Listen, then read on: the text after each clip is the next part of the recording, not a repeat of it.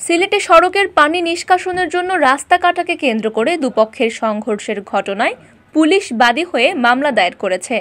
এ মামলায় ৬০০ জনকে আসামি করা হয়েছে।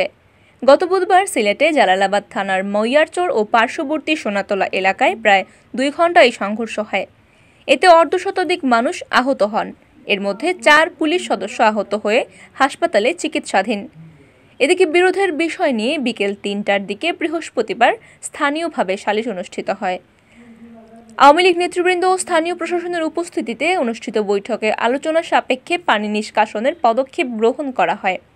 জানা যায়, মঙ্গলবার দিবাগত রাত ও বুধবার সকালের বৃষ্টিতে সিলেটের জালালাবাদ থানাধীন কুমারগাঁও বাদাঘাট সড়কে জলাবদ্ধতার সৃষ্টি হয়। ওই সড়ক ৪ লেনে উন্নীতকরণ কাজ চলছে। সড়ক খুঁড়ে মাটি রাস্তার পাশে রাখায় জলাবদ্ধতার সৃষ্টি হয়।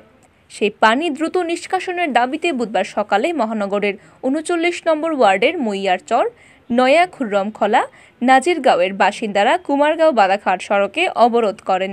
খবর পেয়ে স্থানীয় প্রশাসনের পাশাপাশি সিসিক মেয়র পদপ্রার্থী আনোয়ারুজ্জামান চৌধুরী ঘটনাস্থলে গিয়ে সড়ক ও জনপথ বিভাগের সংশ্লিষ্ট কর্মকর্তাকে ফোন করে দ্রুত পানি নিষ্কাশনের ব্যবস্থা করার অনুরোধ করেন।